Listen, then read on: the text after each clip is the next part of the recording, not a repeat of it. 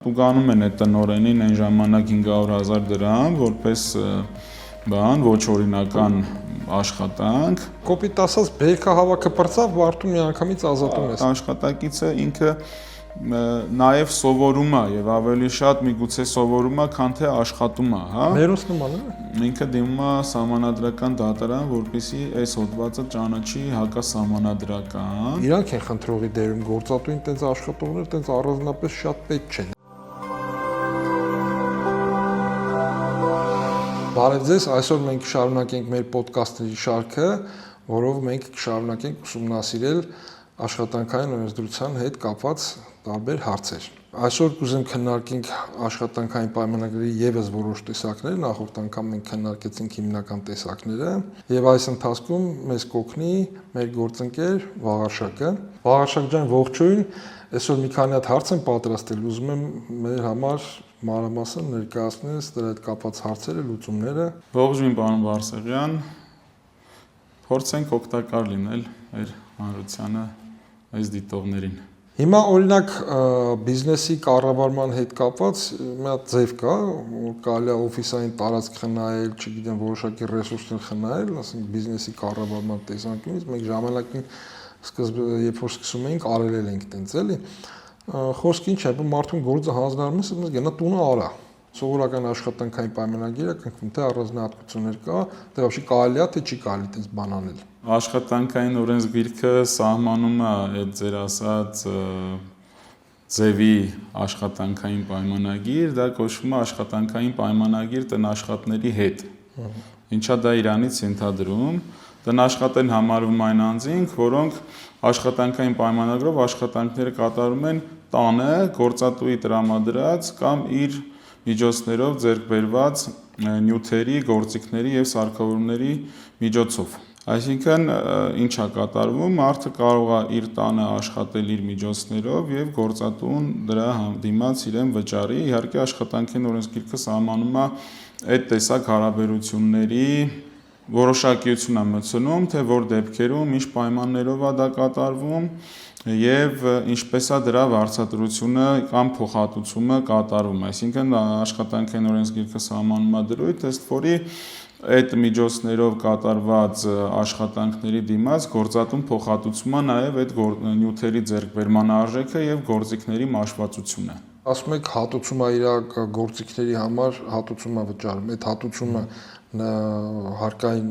օրենսդրության տեսանկյունից ո՞նց է դիտարկվում, էլի հարկով եկամուտը աշխատավարձը ինչ է։ Հարկային օրենսդրության տեսանկյունից ինքը համարվում է եկամուտ, սակայն հարկային օրենսգրքում կա հոդված 147 հոդվածն է նվազեցվող եկամուտներ, ըստ որի այդ տեսակ եկամուտները համարվում են նվազեցվող եկամուտներ, այսինքն ըստ էության եկամտային հարկի առաջացման խնդիր այստեղ չկա։ Իսկ օրինակ եթե մարդ կարմա տունը աշխատի կամ չգիտեմ, օրինակ ուրիշ էլի երևույթ կա, կարա մի քանի տեղ աշխատի։ Ընդհանրապես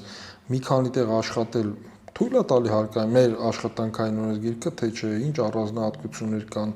մի քանի տեղ զուգահեռ աշխատելու։ Մենք օրինակ գիտենք, մեր շատ գոլեգաներ կարում են զուգահեռ մի քանի տեղ աշխատել, օրինական է դա, անօրինական է, ինչ կա դրա մասին, էլի։ Դրա մասին արդեն գնում ենք հաջորդ հոդվածին աշխատանքային օրենսգրքի, դա համատեղությամբ աշխատանքն է, համատեղությամբ կարելի է աշխատել եւ այլ գործատուի մոտ եւ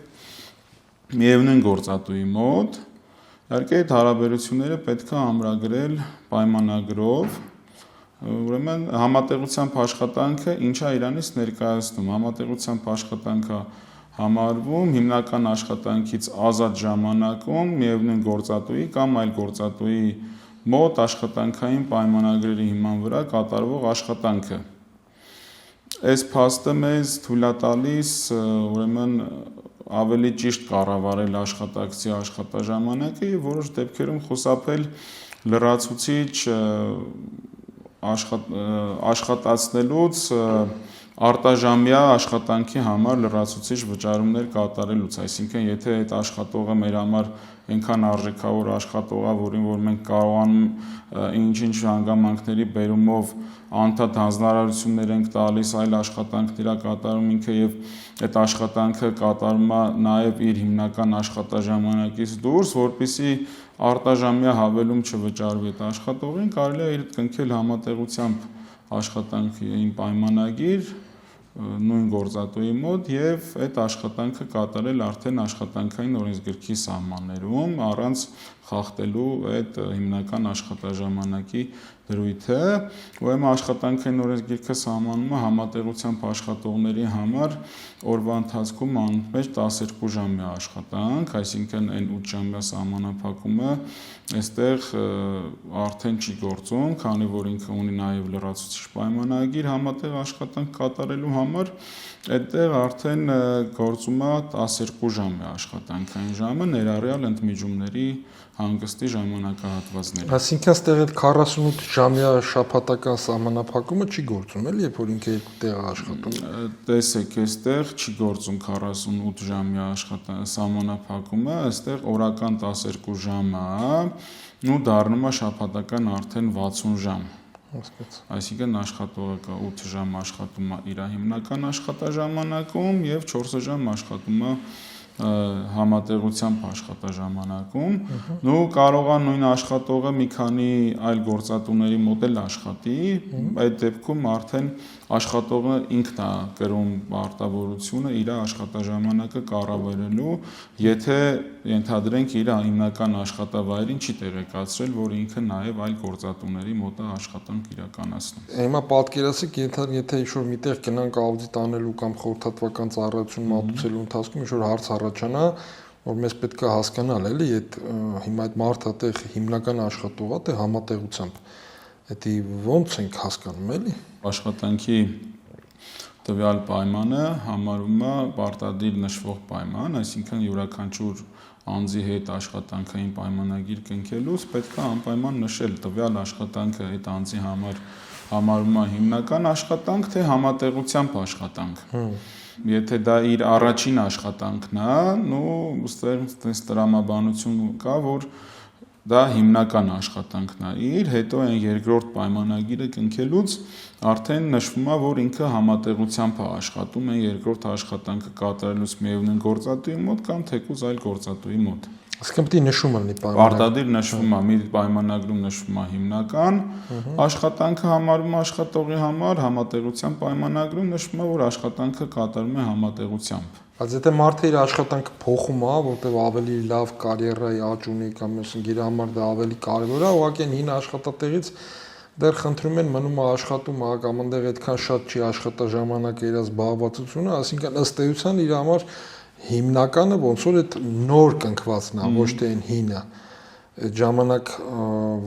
ինչ պետք է այն հինը լուծի, նորը կնքի, թե մեկ այն հինը մնում է սա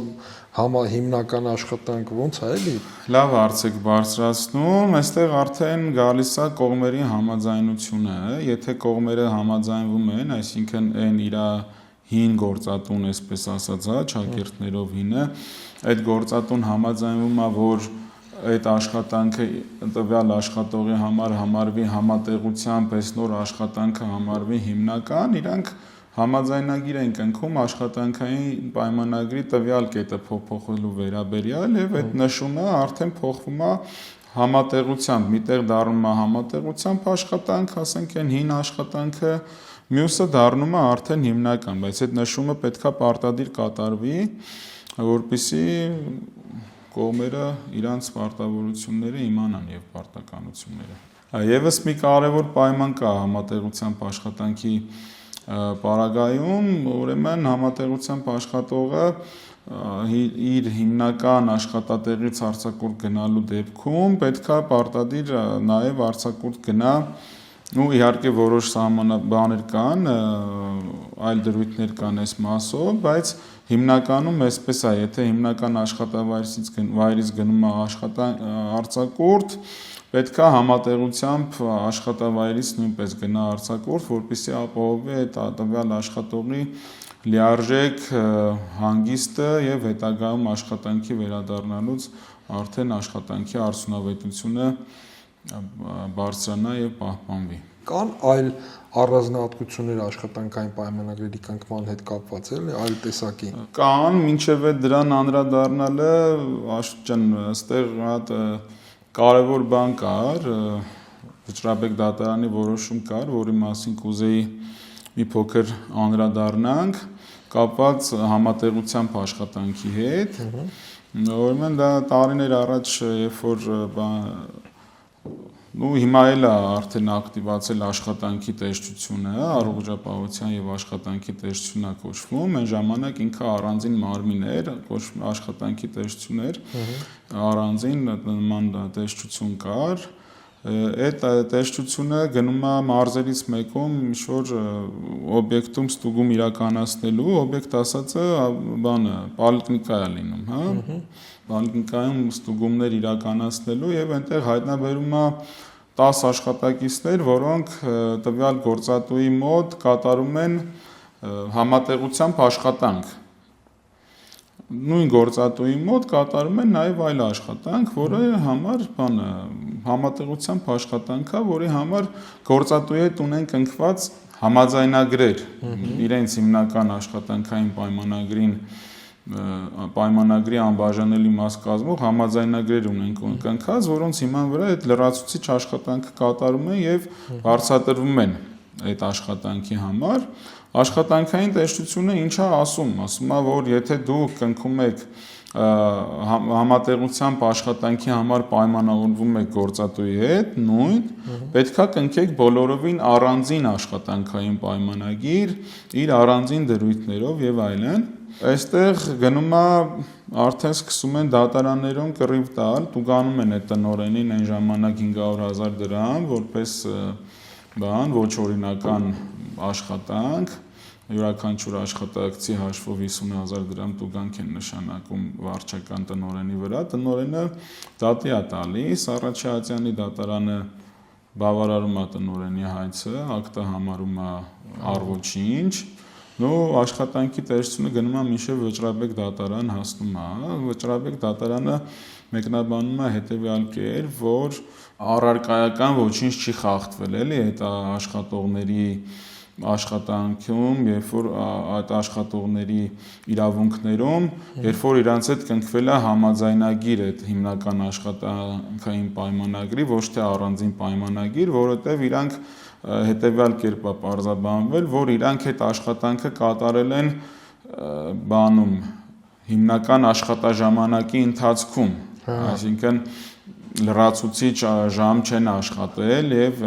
այդպիսով կարիք չի եղել նոր աշխատանքային պայմանագրի կնքելու իրանց հետ։ Ու այդ հիմքով Վճռաբեկ դատարանը այդ ակտը Առաջիացյանի դատարանի որոշումը թողնում է ուժի մեջ եւ այդ ակտը բեկանում է, առ-ոչինչ է համարվում։ Եվ այդպիսով այդ տնօրենի վրա կիրառված վարչական տուգանքը վերանում է։ Այսինքն կարելի է նաև, եթե այդ աշխատաժամանակը պահպանվում է, կարելի է նաև պայմանագրին կից համաձայնագրով սահմանվել համատեղությամբ աշխատանք եւ լրացուցիչ վարձատրությամբ աշխատողին աշխատացնել։ Շատ հետաքրքիր դեպքեր, որ Աստված չտա տես խնդիր ունենաք, դիմեք մեզ, Վաղաշակը կօգնի, բայց դու պետք է շարունակել մեզ բանը պատմել, ինչ առանձնահատկություններ կա պայմանագրերի հետ կապված աշխատանքային։ Աշխատանքային պայմանագրերի եւս տեսակներ կան, որոնք որ դա առաջինը սեզոնային աշխատանքային պայմանագրիրն է եւ մյուսը ժամանակավոր աշխատանքային պայմանագիրն է, այստեղ ոչ մի դեպքում չենք առնում մեր նախորդ ոդքասթի ժամանակ հնչեցրած որոշակի ժամկետով կնքվող աշխատանքային պայմանագրերը։ Ես արդեն ուզում եի հարցնել խառնել։ Որովհետեւ սրանք տարբեր հասկացություններ են, ժամանակավոր աշխատանքային պայմանագիրը ուրիշ տեսակ է, որոշակի ժամկետով կնքվող աշխատանքային պայմանագիրը այլ տեսակ է։ Սեզոնային աշխատանքային պայմանագրերը կնքվում են սեզոնային աշխատանք կատարելու համար։ Սեզոնային աշխատանքը համարվում այն աշխատանքը, որը բնակլիմայական պայմանների պատճառով կատարվում է ոչ թե ամբողջ տարվա ընթացքում, այլ մինչև 8 ամիս տևողություն է ունենում, այսինքն 8 ամիսը չգերազանցող ժամանակահատվածում է կատարվում։ Հիմա օրինակ լավ, եթե ասենք բիզնեսի բնույթը սեզոնային է, ինքը կարա բանանի, հա, սեզոնային պայմանագիր կնքի, սեզոնային աշխատանքի, որ հետո ասենք այդ հատուցումներ բաներ երևի չտա, որ ավելի հեշտ լինի։ Օրինակ մեր բիզնեսը, ասենք, աուդիտով ենք զբաղվում, մեր ծառաբեռնվածությունը, ասենք, տարվա առաջի կեսին է, ընդհանրապես փետրվարից մինչև հունիս, հուլիս, տենց 6 ամսով մարդկանց ընդունենք, ազատենք այդ ծառաբեռնվածությունը, երբ որ անցնի, չնայած այս վերջերս պատվերները այնքան է շատացել, որ չէ, բայց կան շատ ֆիրմաներ կան, որոնց մոտ հաշվապահական ծառայությունները, աուդիտորական ծառայությունը սեզոնային բնույթ են կրում, կամ պահպաղակի արտադրողները, ասենք, դե համարը շատ է ծախվում, ձմեռն ինչ պահպաղակ պետք է ծախվի։ Իրանք կարան, հա, ասենք, տենց սեզոնային աշխատանքային պայմանագիր կնքեն աշխատողների հետ։ Բնականաբար ոչ, որովհետև սեզոնային աշխատանքների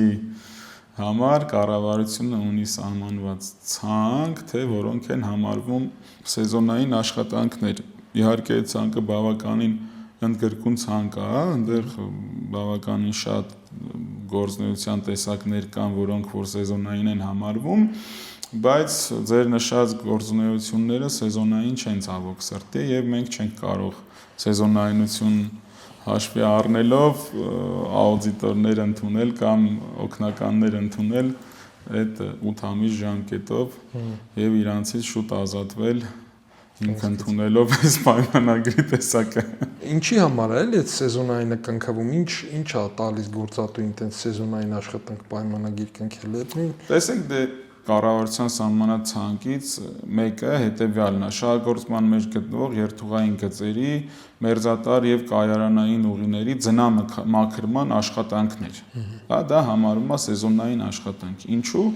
Որովհետև ձուն գալիս է Հայաստանում, ասենք օրինակ մի քանի ամիս։ Եվ այդ աշխատանքները կատարելու համար մարդ ընդունել ամբողջ տարի, դա դառնում է բեր կազմակերպության համար, դրա համար թույլ է տված, որ ամբողջ տարի չէ, թող 4 ամսով կնքեն ձմեռվա համար, հետո չասեն, որ նման պայմանագրի տեսակ անակնկալ ձուն եկավ, նման պայմանագրի տեսակ չկա, էլի, հա, եթե գնում ենք, հղում ենք անում ժամանակավոր աշխատանքներին, դա այդքան էլ դրա մեջ չի ընկնում, որտեվ ոնց սահմանենք երբ այդ ձուն գալու, երբ այդ ձունը հալվելու, մի քիչ ճիշտ չի դառնում, էլի այդ տեսակի պայմանագիր կնքելը, ժամանակավոր որոշակի ժամկետով աշխատանքային պայմանագիր կնքելը, դրա համար այս սեզոնային բնույթն է կիրառվել կամ ասենք օրինակ այգիներում բերքահավաքի ժամանակ հիմա այդ բերքը երբ սկսվեց, երբ բան արեց, երբ հավաքեցին պրծան, այդտեղ կա ձկնորսական բան այդ սեզոնի կոնկրետ ձկնորսության սեզոնի հետ կապված, եթե դա արտադրական նպատակներով է կատարվում այդ ձկնորսությունը, դրա համար է սահմանված, որ որոշ արտադրական պրոցեսների համար ձկնորսությունը պետք է կազմակերպել, ինքը սեզոնային բնույթ է կրում, այդ աշխատակիցներին ընդունում են հաշվի առնելով։ Հա, կոպիտ ասած, բերքահավաքը պրծավ, վարդում միանգամից ազատում ես։ Ու միանգամից ազատելը սենց է, այդ աշխատանքային պայմանագրի տեսակը մեզ թույլ է տալիս, ուրեմն 3 օր առաջ աշխատակցին տեղեկացնել եւ իրան աշխատանքից ազատել, այսինքն հեշտ է աշխատողից ազատվելը։ Եվ աշխատողը կարա 3 օր առաջ, երբ որ արդեն կա ուրիշ աշխատանք աճարը եւ այլն, 3 օր առաջ գալիս է տեղեկացնում է, որ աշխատանքից դուրս է գալիս եւ որևէ հետևանք չկա, էլի։ Այսինքն դու կարաք 8 ամսով աշխատանքային պայմանագիր կնքիք սեզոնային, 2 ամիս հետո այդ աշխատողից ազատվել եւ իրանից բխող հետևանքներ չկան, արձակման նպաստ չի վճարվում եւ այլ լրացուցիչ վճարումներ չեն կատարվում տվյալ աշխատակիցներին։ Հաջորդ աշխատանքային պայմանագրի տեսակը ասացինք, որ ժամանակավոր աշխատանքային պայմանագիրն է։ Ժամանակավոր աշխատանքային պայմանագիրը մինչև 2 ամիս ժամկետով կնքվող աշխատանքային պայմանագիրն է։ Ժամանակավոր աշխատանքային պայմանագիր կնքած աշխատողները կարող են ներգրավել աշխատանքների հանգստյան օրերին, ոչ աշխատանքային, տոնական եւ հիշատակի օրերին, այդտեղ բացառություններ կա, բացառությամբ մինչև 18 տարեկան անձանց, որոնք այդ օրերին կարող են մասնակցել միայն մարզական եւ մշակութային միջոցառումներին կամ կատարել մասնագիտական կրթության եւ ուսուցման ծրագրերով աշխատանքի վրա հիմնված ուսումնառության շրջանակներում աշխատանքային պայմանագրով սահմանված որոշակի աշխատանք։ Հանգստյան օրերին եւ ոչ աշխատանքային օրերին ներգրավելու դեպքում այստեղ կա պայման, որ պետքա առնվազն կրկնակի չափով վարձատրվեն։ Այսինքն ըստ էության ժամանակավոր աշխատանքային պայմանագիրը ինքը կարճ է, բայց ըստ ոնց որ աշխատողի իրավունքները գալիս ամենափակում են, էլի, շաբաթ, կիրակի, հանգստյան օր կա։ 2 ամիս ժամկետով է կնքվում, բայց կարող է 2 ամիսը ամեն օր աշխատի օրացուցային օրերը։ Ներառյալ հանգստի ժամանակ եւ այլ այդպիսի վերահսկում։ Ինչի համար է էլի այդ պայմանագիրը, որ դեպքերում հարբեր կարիք կա, ասենք սեզոնային հասկացանք, որ ունդ բնակլիմայականով կապած է վերջ, ասենք որոշակի ժամկետով հասկանում ենք, այս ժամանակավորը իմաստ է։ Դե կարող են առաջանալ օրինակ, չգիտեմ, ինչ-որ ժամկետների հետ կապված խնդիրներ եւ այլն, ենթադրենք ինչ-որ պրոյեկտ կա, որը պետք է իրականացվի 5 ամսվա մեջ, եկել ենք հասել ենք այն վերջին, տեսնում ենք, որ չենք հասցնում այդ պրոյեկտը իրականացնենք, լրացուցիչ աշխատուժ է պետք ներգրավել, այդ լրացուցիչ աշխատուժը ներգրավում է ժամանակավոր աշխատանքային պայմանագրով եւ արդեն բանը, որպեսզի հասցնել ավարտին այդ աշխատանքները։ Կարծում եմ սա էլ պետք է հնարավորություն ունենա արագ լուծելու այս պայմանագրի տեսակը։ Հա, էլի, այս տեսակների համար սովորաբար սահմանվում է այդ 3-օրյա ժամանակահատվածը, երբ որ 3 օր առաջ ծանուցում են գործատուին կամ գործատունը ծանուցում աշխատողին, որ վերջ 3 օր հետո աշխատանքային պայմանագիրը լուծվելու է եւ այդպիսով հեշտ հանգիստ ազատվում են մեկը մյուսից։ Իսկ դե վարշական մի հատ տերմին օգտագործեցի բացառությունների մեջ մասնագիտական կրթության եւ ուսուցման ծրագրով աշխատանքի հետ կապված ուսումնառություն։ Դա ինչի մասին է խոսքը, էլի։ Դրա շրջանակում կատարվող աշխատանք, դա ինչ Տեսեք, դա համեմատաբար նոր հասկացություն է աշխատանքային օրենսգրքում, ընդունվել է 24 թվականի մայիսին կատարված փոփոխություններով, ինչի համար է սա նախատեսված։ Եթե ավելի պարզ ասեմ, դուրս գալով են օրենսդրական տերմինոլոգիաներից եւ այլնից, դա այդ պրակտիկանտ կոչվածների համար է, հա, որ ասենք աշխատող ենք ներգրավում, այդ աշխատողը լավ, ասենք ստացել է կրթություն, ինչ-որ բուհ է ավարտել կամ չգիտեմ, ինչ-որ տեխնիկական կրթություն է ստացել, բայց պրակտիկայում չի կիրառել իր ստացած գիտելիքը, հիմա պետք է իրան վերցնել աշխատանքի, բայց մինչև աշխատանքի մեջ մտնելը այդ աշխատակիցը ինքը նաև սովորում է եւ ավելի շատ միգուցե սովորում է, քան թե աշխատում է, հա։ Մերոս նման է։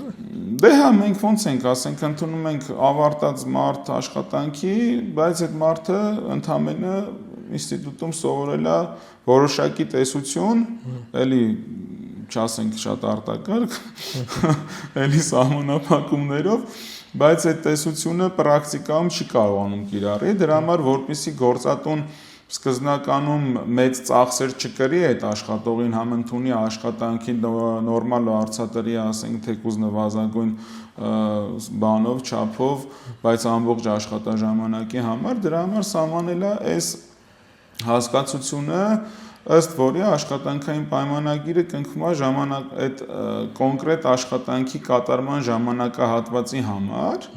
եւ դա գործատուն սահմանում է արդեն գրաֆիկով, այնտեղ պետք է հստակ նշվի, թե այդ իր տվյալ օբյեկտում գտնվելու ժամանակահատվածում որքանն է օգտագործում աշխատողը աշխատանքի համար եւ որքանն է օգտագործում սովորելու համար։ Երբ որ դրանք տարանջատում ես, գրաֆիկը կազմում ես, որ այսքան աշխատելու ես, այսքանը սովորելու ես, այն փաստացի աշխատած ժամանակահատվածի համար արդեն դու իրան վարձատրում ես, ուտեղ կարելի է սահմանել ժամային վարձատրություն եւ այդ ժամանակահատվածի համար վարձատրել ժամային տարիֆով ու խուսափել լրացուցիչ ծախսերից, երբ որ այդ աշխատողը կդառնա աշխատող, կսովորի արդեն պրակտիկայում կհմտանա, կարողանա օգուտ տալ, արդեն կկնքվի աշխատանքային պայմանագիր ամբողջ աշխատանքային օրվա համար։ Ինչ կլինի, եթե պայմանագիրը չկնքենք, դա մի հատ սանկցիան ասենք, էլի, որտեվ եթե չկա բան, պատժամիջոց, չկա սանկցիա, սովորաբար այդ դրույթները չեն գործում, դա կյանքում հասկացել ենք, էլի, որ չկնքենք աշխատանքային պայմանագիրը, ինչ կլինի։ Հիմնականում բոլոր տեսակները քննարկեցինք աշխատանքային պայմանագրերի, ու անկեղծ ասած ես անիմաստ եմ համարում աշխատանքային պայմանագիր չկնքելը, որտեվ աշխատանքային պայմանագիր չկնքելը ունի հետևանքներ։ Երկու հետևանք կա, առաջինը հարկային մարմինների կողմից կիրառվող տուգանքներն է, երկրորդը հնարավոր են ֆինանսական կորուստներ, եթե աշխատանքը ճանաչվի անօրինական եւ դատական կարգով հաստատվի աշխատանքային հարաբերությունները իր ֆինանսական հետևանքներով։ Այստեղ աշխատանքային օրենսգիրքը սահմանում է հոդված, որը հենց այդպես էլ կոչվում է անօրինական աշխատանքը, անօրինական է համարվում այն աշխատանքը, որն իրականացվում է առանց աշխատանքային օրենսդրությամբ սահմանված կարգով կնքված գրավոր աշխատանքային պայմանագրի։ Այստեղ սահմանվում է հետևյալը, այս նույն հոդվածում, կամավոր աշխատանք եւ օգնություն ցուցաբերելու նպատակով կատարված աշխատանքը չի կարող համարվել անօրինական, այդպիսի աշխատանքների կատարման կարգն ու պայմանները սահմանվում են օրենքներով։ Անօրինական աշխատանք կատարելու թույլտվություն տված աշխատանքի հարկադրող գործատուները, այսինքն են գործատուները, որոնք որ անօրինական աշխատանք են թույլատրել եւ բերել են հարկադրել են միգուցե նաեւ աշխատողին անօրինական աշխատանք կատարելու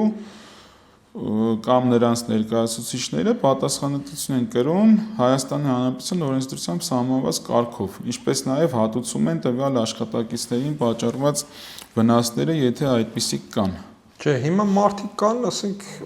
աշխատում են կամ այսօր շատ բուհեր օրինակ դիմորդին ընդունելու համար նայում են իր սոցիալական ներգրավվածությունը, իր կամավոր աշխատանքը, կամավորական լինելը։ Հիմա այդ ուսանողները այդ արտասահմանով շատ ընդունված երևույթ է, մեր առաջատար բուհերն էլ են նման ձևով առաջնորդվում։ Հիմա այդ երեխեքը որ գնում են եթե աշխատում են, իրանք են խնդրողի դերում, գործատուին տենց աշխատողներ տենց առանձնապես շատ պետք չեն, էլի։ Հիմա դրա էդի դառավ անօրինական աշխատանք։ Չէ, տեսեք, հիմա մենք ասացինք, չէ, որ կարա լինի նաև կամավորության հիման վրա կատարվող աշխատանք, հա։ Բայց այդտեղ հարցը հետևյալում է, էլի, ասում է, եթե աշխատանքի մեջ չկա հարկադրանք, դա նորմալ է, դա համարվում է կամավոր աշխատանք, բայց այդտեղ կա սահմանափակումներ, այդ կամավոր աշխատանքից ոչ բոլոր գործատուները կարող են օգտվել։ Հիմա մենք կարանք այս կամավորականներ ընդունենք աշխատեն։ Ոչ, ցավոք սրտի չենք կարա, այդ հարաբերությունները սահմանվում է կամավոր աշխատանքի մասին Հայաստանի Հանրապետության օրենքով, որտեղ որ թվարկում է թե որ կազմակերպությունները կարող են կամավոր աշխատանքներ աշխատակիցներ ունենալ, հա։ Ու որ Հիմնականում այստեղ էսենց է դուրս գալիս, որ տեղական եւ պետական ինքնակառավարման մարմինները, պետական համայնքային ոչ առևտրային կազմակերպությունները կամ շահույթ չհետապնդող կազմակերպությունները, այդ թվում հասարակական կազմակերպություններ, հիմնադրամներ, կուսակցություններ եւ նմանատիպ այլ հիմնարկներ, ինչպես նաեւ 100% պետական մասնակցություն ունեցող առևտրային կազմակերպությունները շահույթ հետապնդող։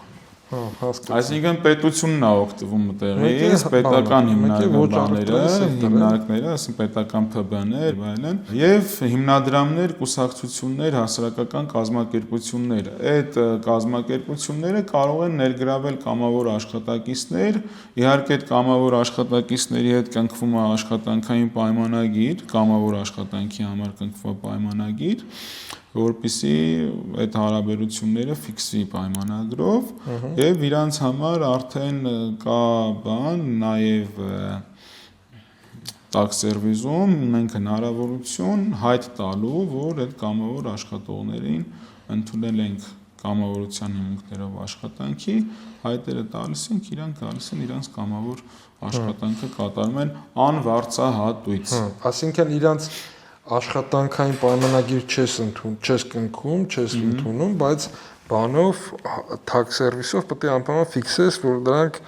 կան, որ եկուսմուսոր չքննարկի, որ դա բան չկնքված աշխատանքային պայմանագիր է։ Աշխատանքային պայմանագիր կնքում ես, կամավոր աշխատանքի մասին պայմանագիր է կոչվում, ոչ թե աշխատանքային պայմանագիր, այլ կամավոր աշխատանքի մասին պայմանագիր ես կնքում,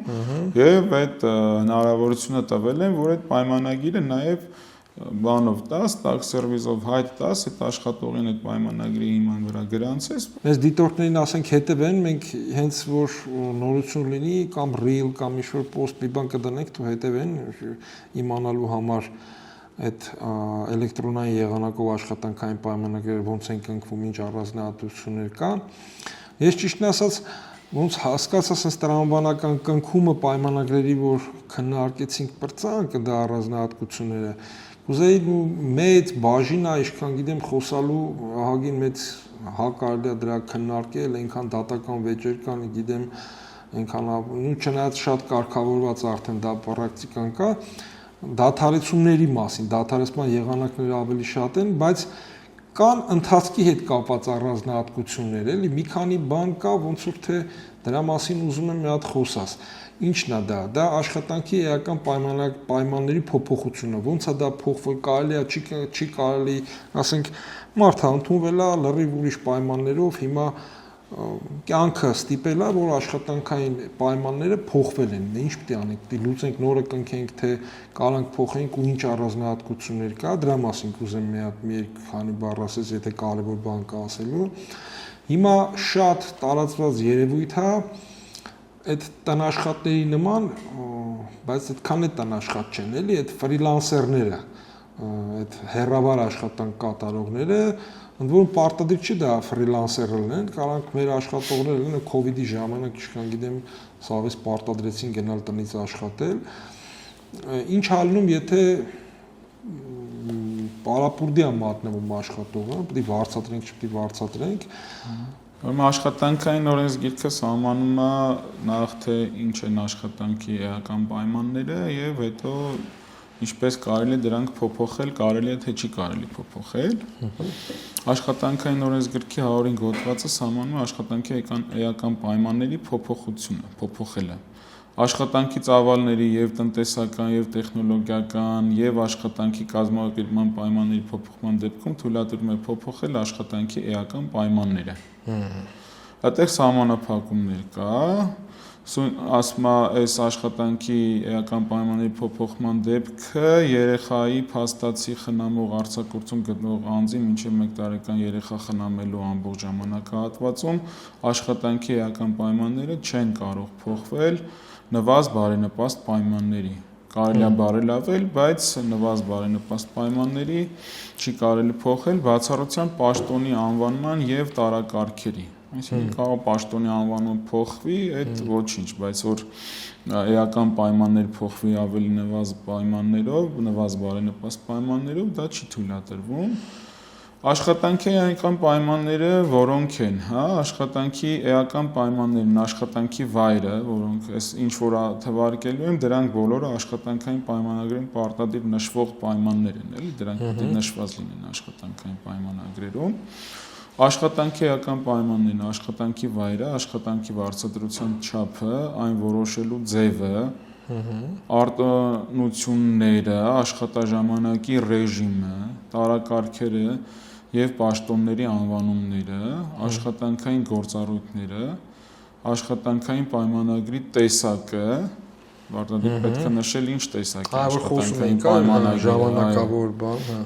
որոնց գործատուների փոփոխման դեպքում գործատուն աշխատողին պետք է ծանուցի։ Ծանուցի օրենսգրքով սահմանված ժամկետներում ու կան դեպքեր, որոնց դեպքերում ասում է պետք չի ծանուցել, դրանք հիմնականում բարելավող դեպքերն են, այսինքն աշխատավարձի բարձրացումը, պաշտոնի բարձրացումը, աշխատաժամանակի բանը կրճատումը, որի հետևանքով աշխատավարձը չի փոփոխվելու, այսինքն աշխատաժամանակը կրճատում ենք, աշխատավարձը մնում է նույնը, մենք պրակտիկայում այդ դեպքի հետ առնչվել ենք։ Բարելավող պայմաններ են, որոնց ժամանակ այդ ծանոթություններ պետք չի անել։ Նախապես ծանոթել պետք չի, պետք է ուղղակի համաձայնագրով դա փոփոխել։ Դա նորմալ հոդված է։ Հիմնական այդ դեպքերն են, հա։ Իհարկե այդ ամեն ինչը ինչ փոփոխություն որ կատարում է, անկախ նրանից ժամանակին ծանոթվել է, չի ծանոթվել, դրանք բարելավող փոփոխություններ են, թե նվազ բարենպաստ պայմաններ ստեղծող փոփոխություններ են, այդ ամեն ինչը պետքա լրացուցիչ համաձայնագրերով ֆիքսել, եթե կա կնքված աշխատանքային պայմանագիր, աշխատանքային պայմանագրի անբաժանելի մասը կազմող համաձայնագրերով պետք է այդ փոփոխությունները ֆիքսվել, որտեղ կերևա, որ դրանք կատարվել են երկկողմ համաձայնությամբ, այլ ոչ թե միակողմանի։ Մի հատ դեպք կա տարիներ առաջ, ուրեմն ազգային ժողովի հետ է կապված, ազգային ժողովի աշխատակիցներից մեկը, որը գտնվելիս է լինում ֆիզիկական բանում, երեխայի խնամքի արձակուրդում մինչև 1 տարեկան, ինքը դիմում է սահմանադրական դատարան, որպեսզի այս հոդվածը ճանաչի հակասահմանադրական, որտեղ իրան աշխատանքի էական պայմանները փոփոխել էին, երբ որ ինքը գտնվում էր մինչև 1 տարեկան երեխայի խնամքի արձակուրդում, դիմում է այդ բանի ազգային ժողովն է լինում պատասխանողը, համապատասխան վարչության աշխատակից, ինչ որ աշխատակազմի աշխատակից եւ սահմանադրական դատարանը кейսը հետեւյալն է, էլի ինքը դիմում է, որ այս հոդվածը, այս աշխատանքի էական պայմանների փոփոխությունը 105 հոդվածը եւ 109 հոդվածի համապատասխան կետը, որով սահմանվում է, որ էական պայմանների փոփոխության հիմքով կարելի է լուծել աշխատանքային պայմանագիրը, այդ հոդվածը բան անել, համարել հակասահմանադրական։ Ազգային ժողովը իհարկե քննելուց հետո այդ հոդվածները հակասահմանադրական չի համարում, ասում է, որ իրանք սահմանադրությանը չեն հակասում, բայց նաև բան է անում, այդ ազգային ժողովի համապատասխան որոշումը էական պայմանների փոփոխության մասին, որ ոչ թե ազգային ժողովի որոշումը, աշխատակազմի, հա, որպես գործատու, էլի, հա, որպես գործատու կայացրած այդ որոշումը, որ տվյալ աշխատողին աշխատանքի էական պայմանների փոփոխվելու հիմքով ազատել են աշխատանքից, այդ որոշումը համարում է ոչ իրավաչափ եւ ուղարկում է բանի լրացուցիչ քննության, ինչա պատճառաբանում, որ դրանով խախտվել են այդ մարդու իրավունքները, նախ ինքը գտնվել է մինչև 1 տարեկան երեխայի խնամքի արձակուրդում, իրան չէր կարելի այդ հիմքով բան անել, էական պայմանները փոխել եւ հետեւաբար, հա, նաեւ ստեղ բան անում, որ պարտադիր պետքա այդ 109 հոդվածը սահմանում է, որ աշխատանքի էական պայմանի փոփոխման դեպքում կարելի է ազատել աշխատողին, ասում է, պետքա պարտադիր մեկնաբանես, թե այդ որ պայմաններն են, էլի, այդ ինչ դեպքեր է, այդ ինչ պայմաններ է փոխվել, խի այդ պայմանը փոխվել, խի ես մանրամասն ես, էլի, հիմնավորես, խի ես այդ հիմքով այդ աշխատողին աշխատանքից ազատում, էլի, տենց չի որ կարելի ասես բռնել ու այդ հիմքով աշխատողին աշխատանքից ազատել։ Հասկացա։ Հեռավար աշխատանքը ինքը երբ դարավ ավելի ակտուալ, ավելի արդիական եւ ինչից հետո որոշվեց, որ այս հոդվածն էլ այս բանը 106-ի պրիմ 1 հոդվածն է, որը որ էլի համեմատաբար նոր հոդված է աշխատանքային օրենսգրքում, ինքը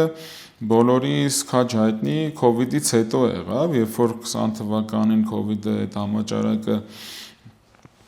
հասավ մեզ մոտ եւ արդեն մարդիկ սկսեցին կազուսի մեջ հայտնվել, շատերը չգիտեին ոնց այդ աշխատանքային հարաբերությունները կարգավորեն, ինչ անեն, ոչ բոլորն էին պատրաստ այդ հեռավար աշխատանքին, դրա համար այս բանը սահմանեցին հեռավար աշխատանքի այս հոդվածը նցրեցին աշխատանքային օրենսգրքում, ասում է հեռավար աշխատանքն աշխատողի աշխատանքային պարտականությունների կատարումն է առանց աշխատանքի վայ ներկայանալու։ Ու հեռավար աշխատանքը պետքա պարտադիր լինի էլի երկուստեք համաձայնությամբ եւ պետքա լինեն այն աշխատանքների համար, որոնք հնարավոր է հեռավար տարբերակով իրականացնել, Ու այնտեղ սահմանում է, որ աշխատանքային պայմանագրով գործատուն եւ աշխատողը ֆիքսում են այդ հարաբերությունները, այնտեղ եթե կա ինչ-որ նյութեր փոխանցելու, տրամադրելու, աշխատողին այդ տանել բերելու հարցերը ով է կազմակերպում, ինչ է անում, ոնց են էլի հարաբերվելու այդ հեռավար աշխատանքի ընթացքում, այդ դեպքերը ամեն ինչ ֆիքսվում է աշխատանքային պայմանագրով եւ մարդը կարա, եթե այդ աշխատանքը թույլ է տալիս, հեռավար տարբերակով աշխատի, բայց կան նաեւ բաներ, այստեղ արդեն ոչ թե թույլատրող, այլ պարտադրող պայմաններ, որ հեռավար աշխատանքի անցնում են տարերային աղիթների, համաճարակների եւ այլնի ժամանակ, արդեն ոչ թե համաձայնությամբ, այլ պարտադրում է օրենսգիրքը, որ այդ դեպքերում անցնես հեռավար աշխատանքի, բնականաբար այն աշխատանքները, որոնք որ կարելի է կատարել բանով, հեռավար տարբերակով, հեռավար աշխատանքի հետ կապված մեր լսարանին այն մարդկանց, ովքեր որ ուզում են հեռավար աշխատեն կամ եւս ոչ օրենսգրքային կարգավորումներ, մի քանի բան ավելացնեմ, հեռավար աշխատանքը իհարկե հաճելի բան է, որովհետեւ դա ակնհայտ խնայողություն կա տրանսպորտային ժամանակի վրա, որոշակի ազատություններ է ստանում տունը, այսինքն հեռավար աշխատանքը աշխատողի համար հաճելի երևույթ է, գործատուն էլ է շահում, որովհետեւ ինքը պատկերացրեք օֆիս, որը որ ասենք աշխատողների ենթադրենք 70%-ը հեռավար են աշխատում, այդ նշանակում է օֆիսային տարածքը կարող լինի էլի 70%-ով նվազ, հետեւաբար նվազ ծախսերով, հեռավար աշխատանքը լավ բան է, այս թվայնացման, այս տեխնոլոգիաների զարգացման դարում, բայց աշխատողները պետք է մի բան գիտակցեն, որ տունը նստելով իհարկե կամա թե ակամա այն դիսցիպլինա, որը որ լինում է աշխատանքային վայրում թուլանում է եւ եթե դուք ուզում եք ձգտում եք հասնել այն կարգավիճակի, որ դառնաք հեռավար կարգով աշխատող աշխատակից, մի քանի նրբություն կա։ Նախ պետքա դառնաք պրոֆեսիոնալ, որտեղ հեռավար աշխատանք կարող ես անել այն մարդու հետ, որին կարող ես հանձնարարություն տաս, դա արդեն մեր փորձից որպես բիզնեսի ղեկավար եմ ասում, հեռավար կարանք այն մարդու հետ աշխատենք, որին կարանք հանձնարարությունը տանք եւ ստանանք պատասխանը պատրաստի, արդյունքը պատրաստի, որակյալ, այլ ոչ թե ամեն քայլը վերահսկենք, ուղենք եւ այլն, մենք այդ հնարավորության համար իմիջիալուց ասեմ լսարանին պատրաստ ենք, եթե կան պրոֆեսիոնալներ, որ կուզեն մեր հետ համագործակցեն, մենք բաց ենք, բայց դրանք պետք է շեշտ լինեն պրոֆեսիոնալներ, դրանք պետք է լինեն բարձր դիսցիպլինայի ենթարկող, իրանք բարձր դիսցիպլինայի ենթարկող անձինք, որովհետև ակնհայտ է, երբ որ դու տունն ես եւ չպետք է ուշանա ժամը 9-ին, կարաս քեզ թույլ տաս 10-ին, 11-ին, բայց խորհուրդ ձեզ որպես այդ մասը ուսումնասիրած մասնագետ, եթե դուք հեռավար աշխատանքի եք անում, ինքներդ ձեզ ստիպեք առավոտ վեր կենալ նույն ժամին, ոնց որ դուք կգնայիք ենթադրենք աշխատանքին, ու կարող եք կես ժամ ուշ արթնանալ, որտեղ տրանսպորտից ժամանակ չեք ծախսելու, բոլոր այն գործողությունները,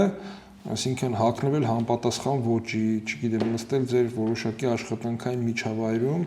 եւ հետեւել ձեր աշխատանքի արդյունավետությանը, պահպանեք, որպեսզի ստանաք այն բենեֆիտները, այն օգուտները, որոնք որ մարդիկ խաղում են հեռավար աշխատանքից։ Հեռավար աշխատանքը հնարավորություն է տալիս նաև զուգահեռ մի քանի տեղ աշխատել, լավ բան է հեռավար աշխատանքը, բայց հեռավար աշխատանքի օգուտները չարաշահելը կբերի դրա խզման, ասենք ասեմ։ Եվ պարապուրտը։ Աշոտ ջան, մինչև պարապուրտին անցնելը, ասեմ, որ այս հեռավար աշխատանքի հոդվածով այդ ինչ որ դուք նշեցիք, այստեղ շատ մանրամասն նկարագրված է, թե ինչ իրավունքներ ունի հեռավար աշխատողը, ինչ պարտականություններ ունի հեռավար աշխատողը, այսինքն այդ ամեն ինչը նաև օրենսգրքով սահմանված է, ինչ որ դուք ասում եք, որ պետքա պատշաճ վարվելակերպ դրսևորի, պետքա ճիշտ ժամանակին լինի իր աշխատանքին, հասանելի լինի այդ ամբողջ աշխատանքային ժամանակահատվածում գործատուին եւ այլն, եւ դրա համար պատասխանատվություն կրի, այսինքն դա օրենքով էլ է բան արած էլի ամրագրված, դուք ասացիք կյանքի փորձից եւ այլնից այդ ամեն ինչից ելնելով, բայց օրենսգրքում նաեւ դա ամրագրված է, որ պետքա այդ ամեն ինչը պահպանվի։ Պարապորտը ինչա Իրանից ներկայացնում, հա, ու այստեղ հիմնականում մենք խոսենք ոչ աշխատողի մեղքով պարապուրտի մասին, ոչ աշխատողի մեղքով պարապուրտը աշխատավայրում ստեղծված այն իրավիճակն է, որի ժամանակ գործատուն արտադրական կամ օբյեկտիվ այլ պատճառներով պայմանավորված չի կարողանում ապահովել աշխատանքային պայմանագրով նախատեսված աշխատանքը, այսինքն գալիս է մի հատ իրավիճակ, որի ժամանակ աշխատողը իր աշխատանքը չի կարողանում իրականացնել։ Ասեք տոկը եկել է, ստանոկը փչացել է, էլի օրինակ։ Հա Պարապուրտի ժամանակ գործատուն իրավունք ունի աշխատողի համաձայնությամբ տեղափոխել այլ աշխատանքի, որը որ այդ պահին հնարավոր է իրականացնել համապատասխան վարձատրությունը պահպանելով եւ այդ աշխատանքը պետք է պարտադիր բավարարի իր որակավորմանը, իր մասնագիտական հմտություններին, կարա նաև լինի դեպք, երբ որ աշխատողը կհամաձայնվի այլ աշխատանք կատարի, որ իր մասնագիտությանը չի համապատասխանում, այդ դեպքում էլի գործատուն կարա աշխատողի համաձայնությամբ աշխատողին տեղափոխի նմանատիպ աշխատանքի։ Վարձատրության հետ կապված ոչ աշխատողի մեղքով վարձատրության պարապուրտի ժամանակ վարձատրությունը սահմանում է էլի աշխատանքային օրենսգրքով, այնտեղ ինչ է սահմանում, ասում է, որ իր պարապուրտի ժամանակ, եթե այլ աշխատանքի չես տեղափոխում, չկա նման հնարավորություն, աշխատողը պետքա պարապ նստի տունը, իրան վարձատրում ես իր հիմնական աշխատավարձի 2/3 չափով, բայց այդ 2/3 չափը պետքա պակաս չլինի նվազագույն աշխատավարձից։ Մեր դատական համակարգը փոխվել է ահագին սենց բանի այդ արգելանքի միջոցներ են կիրառում բանը այդ ոչ թե կալանավորում են, այ կալանք տնային կալանք չէ, որ արդյոք են տալիս այս ոտին բրասլետ են դնում կամ ինչա էլ ինչ կա տնային կալանքից բացի էլ ինչ կա ինչ բնակավայրը չլքելու արգելք լավ հիմա այդ ժամանակ այդ մարդը այդ տունը նստած է ըստ էության լավ է այն իմաստով որ ազատության չսահմանափակման հետ կապված արգելանք է բայց եթե այդ մարդը ոչ մի բան չի կանալու տունը անի ինչ է դրանից իր կյանքում փոխվելու էլի ինչ ազատություններ օրինակ ինքը կարա բան անի նո չգիտեմ այն մնացած ազատությունները ինձ այս բան այդքան հետաքրքիր չեն որտեղ ես այդ հարցի մեջ չեմ ուզում մտնել բայց աշխատանքային կարա մարդը տունը նստի աշխատի ասենք լավ վերջիվերջո հարցը կալանքա ինքը դեռ մեղադրել է ինքը դեռ կասկածել է ինքը վերջիվերջո պետք է կարողանա իր սովորական կենսական կարիքները ապահովի դրա համար աշխատել է պետք կարա աշխատի թե չէ թե պետք է ինչ-որ մեկ պահի իրան էլի այդպես ոնց որ կոպիտ ասած այդ մարդու բեռ են սարքում էլի եթե ինքը չի աշխատում այդ հարցը ոնց է կարգավորվում Այստեղ աշխատանքային օրենսգիրքը էլի նմանատիպ դեպքերի համար ունի սահմանված հոդվածներ ու ինչա ասում աշխատողի այդ թվում հանրային ծառայության մեջ գտնվող անձի նկատմամբ կալանքը որպես խափանման միջոց կիրառելու պահից մինչև այն փոփոխելու պահը աշխատանքի լիազորությունները կասեցվում է տվյալ անձի, հա, եթե ինքը կալանքի մեջ է գտնվում, իր աշխատանքային լիազորությունները համարում են կասեցված։